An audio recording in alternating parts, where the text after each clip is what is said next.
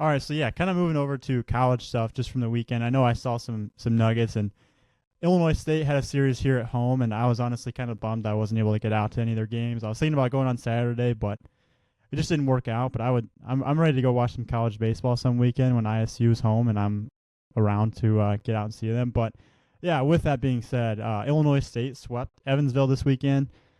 And with that, they're 8-2 in their last 10 games, 9-3 in conference. They're second behind Most State.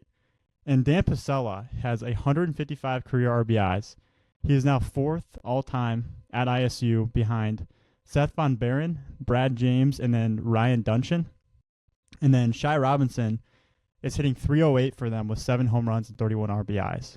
And then Illinois won their series over Indiana, and they are fifth in the Big Ten at 9-6. I'm trying to see here. In their game on Sunday, Vitas Valencias went 3 for 5 with 3 doubles, 7 RBI, and 3 runs scored. And on the year, he's hitting 362 with 6 homers, 45 RBIs, and 12 doubles. And Colin Jennings from a Marist product is hitting 338 with 8 homers, 33 RBIs, 5 doubles, 2 triples, and 25 runs scored. And then Ben Plumley from Lane Tech is leading Illinois in strikeouts this year with 39. So just a couple Illinois guys doing some good things down there at Illinois, actually. Love to see that out of Ben Plumley.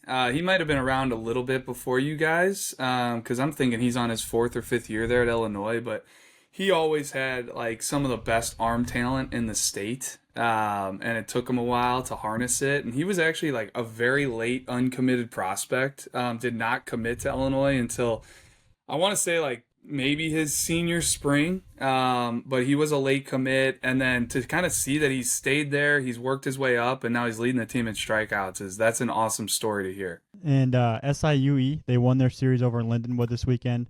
They are third in the conference, the OVC conference, at 8-4, and then Western Illinois won their series over Tennessee Martin. So some good stuff here from some Division I programs. And Hammond, I see you got a nugget on your squad here, your alma mater.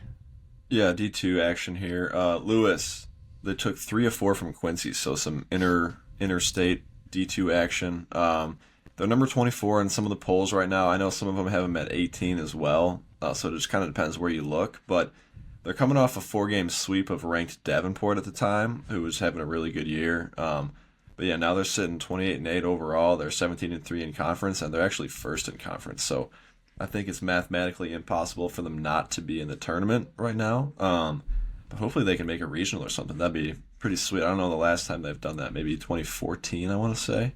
I have a D3 nugget, actually, and oversight on my part. Should have mentioned this last week because this was last week's poll for D3 baseball, and it hasn't been released yet. But U Chicago was ranked 21st in the country for D3, so big shout out to them. Unfortunately, it looked like they lost their series against number 24 Case Western this past weekend, so I don't know if they'll still be ranked.